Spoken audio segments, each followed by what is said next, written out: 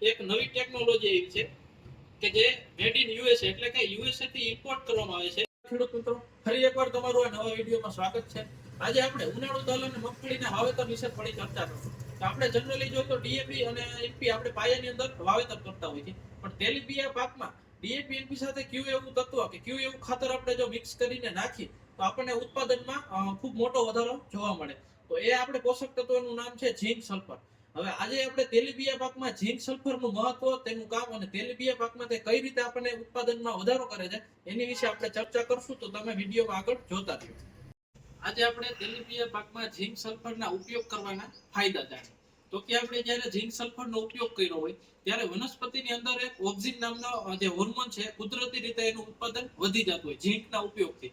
એનું કારણ એ છે કે જે ઓક્સિનની બનાવટ હોય એની અંદર ઝીંકનો ખૂબ જ મોટો ફાળો રહેલો છે। ઓક્સિનનું ઉત્પાદન વધવાથી એમાં કુદરતી રીતે ફૂટ પણ વધારે આવશે, એનો વૃદ્ધિ વિકાસ પણ સારો થશે અને એની અંદર ફ્લાવરિંગ પણ સારા પ્રમાણમાં લાગશે, જેથી કરીને ફૂલમાંથી જે ડોડું બનવાની ક્ષમતા છે એ ક્ષમતામાં પણ વધારો થશે। આ ઝીંકનો પહેલો ફાયદો છે। બીજા ફાયદાની વાત એ કરી કે જે આપણે પાંદડા જોતા હોય, જે આપણે લીલા કલરના પાંદડા જોતા હોય, એ લીલા કલરના પાંદડા જે છે એ હરિતકણને લીધે આપણને લીલા લાગતા હોય। તો હરિતકણની બનાવટમાં પણ ઝીંકનો ખૂબ જ મોટો ફાળો હોય છે। જો ઝીંકનો આપણે સમયસર ઉપયોગ કર્યો હોય તો હરિતકણ ખૂબ જ સારી રીતે બને છે, પાક એકદમ વધારે ગ્રીનરી આવે છે અને જેટલી ગ્રીનરી વધારે એટલું જ જે છે એ છોડ ખોરાક વધારે બનાવે છે અને ઉત્પાદનમાં એ રીતે આપણને વધારો જોવા મળે છે। હવે આપણે ત્રીજો ફાયદો એ છે કે કોઈ પણ પાકનો દાણો હોય તો દાણાની અંદર જે દર હોય એ પ્રોટીન અને ફેટી એસિડનો બનેલો હોય। હવે આ પ્રોટીન અને ફેટી એસિડને બનવામાં ઝીંક અને સલ્ફરનો ખૂબ જ મોટો રોલ જોવા મળે છે।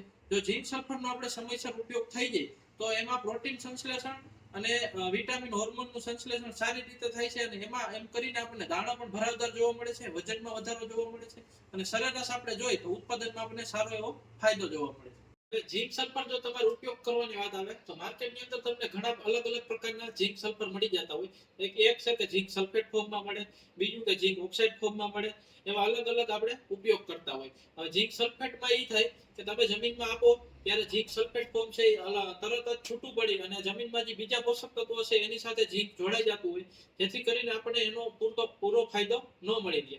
ઝીંક ઓક્સાઇડ ફોર્મની પણ એક માઇનસ પોઈન્ટ છે કે એ આપણે ધીમે ધીમે લાગે, જ્યારે આપણે ઉપયોગ કરી એ ધીમે ધીમે રિલીઝ થાય અને ધીમે ધીમે છોડને લાગતું હોય। માર્કેટની અંદર એક નવી ટેકનોલોજી આવી છે કે જે મેડ ઇન યુએસએ એટલે કે યુએસએ થી ઇમ્પોર્ટ કરવામાં આવે છે।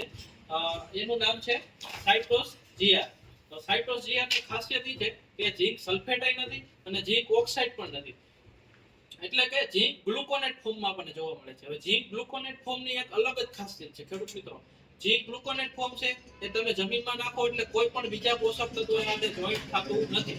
એની ફાઇટોટોક્સિસિટી એકદમ ઓછી છે। ફાઇટોટોક્સિસિટી એટલે બીજા ખાતરની સાથે જોડાતું નથી, જેથી કરીને આપણે જમીનમાં નાખ્યું એનો આપણને પૂરેપૂરો ફાયદો જોવા મળે છે।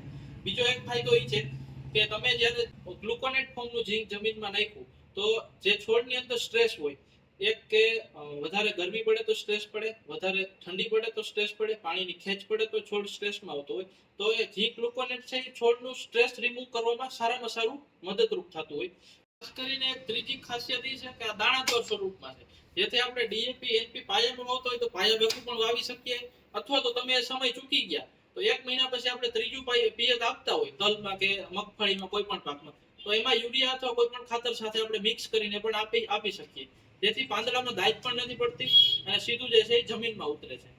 હવે એના ડોઝની વાત કરીએ તો 1 એકરની અંદર 3 કિલો ઉપયોગ કરવામાં આવે તો આપણને સારામાં સારો ફાયદો જોવા મળે।